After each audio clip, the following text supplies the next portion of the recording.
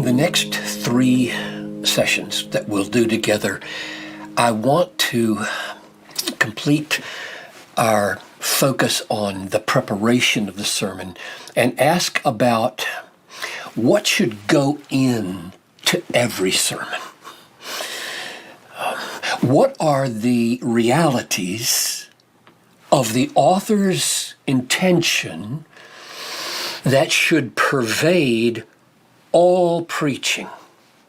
It's kind of a dangerous question because you might be tempted then to read things in that aren't really there. But I think we need to ask the question. Otherwise, the sermon might not even be Christian in the end if we don't ask what should go into all Christian preaching. So that's what we're doing in the next 3 sessions, because I've got 3 answers to that question. What are the pervading things that should characterize all preaching? And here's where this thought and these 3 things came from in my own thinking. I posed the question, suppose my text is from 1 Peter 4:9, and it's the simple statement, imperative, show hospitality. So Peter says to the churches and to us, show hospitality. And you want to preach on that. That's your main point. Show hospitality. Now, the question is, I don't think Peter intends to be a mere moral rearmament power.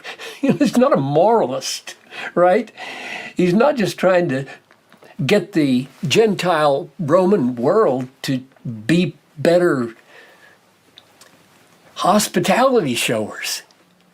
So I asked the question, what is the reality of his intention? Because remember, I defined meaning of a text as the reality that the author's trying to communicate. Is Peter trying to communicate, be hospitable, but you don't have to relate it to God? Be hospitable, but you don't have to relate it to the cross. It doesn't have to be Christian hospitality. Be hospitable, but it doesn't have to be done by faith. It doesn't have to be done in the power of the Holy Spirit.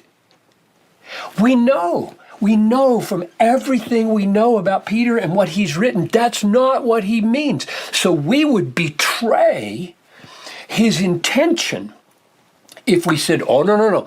The reality of the text is hospitality. Just tell the people to be hospitable, and that will be a faithful preaching to the text.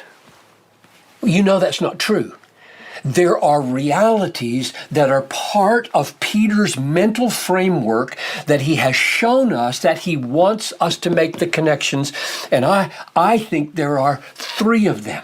I think virtually every biblical author would want us to ask about every reality he addresses, what's the ultimate purpose of it? And I'm going to answer the glory of God. I think he would want us to ask, what's the ultimate basis of it? How can a sinner doomed to hell under the wrath of God expect to be hospitable in a way that pleases God? What's the foundation of it? And I'm going to answer the cross of Christ. And I think he would want us to ask, by what means does a soul do an act that becomes a stepping stone to heaven so that he's not displeasing the Lord, but is on the narrow road that leads to life? And I'm going to answer the obedience of faith in the power of the Holy Spirit. I think every single biblical author, regardless of what his topic is, would want us to ask about the goal, the ground, and the means of either seeing and savoring what's there or actually responding in behavior to what's there. So let me say a word in this session about the glory of God. Why do I think that the glory of God, the ultimate goal of hospitality and all other things, should be woven into sermons pervasively? This should characterize your preaching pervasively. People should say over time, what does he talk about all the time? He talks about the glory of God. He talks about the cross of Christ. He talks about the obedience of faith and the work of the Holy Spirit. That's what I'm getting at. And my reason is to say, number one, 1 Corinthians 10:31, whether you eat or drink or whatever you do, do all to the glory of God. And if you should eat and drink to the glory of God, should you not preach on this text to the glory of God? Did that man not write that text to the glory of God? 1 Corinthians 10:31. And what is sin? I mean, we would all agree, wouldn't we, that part of the aim of preaching is to help people overcome sin. What is sin? Sin is falling short of the glory of God.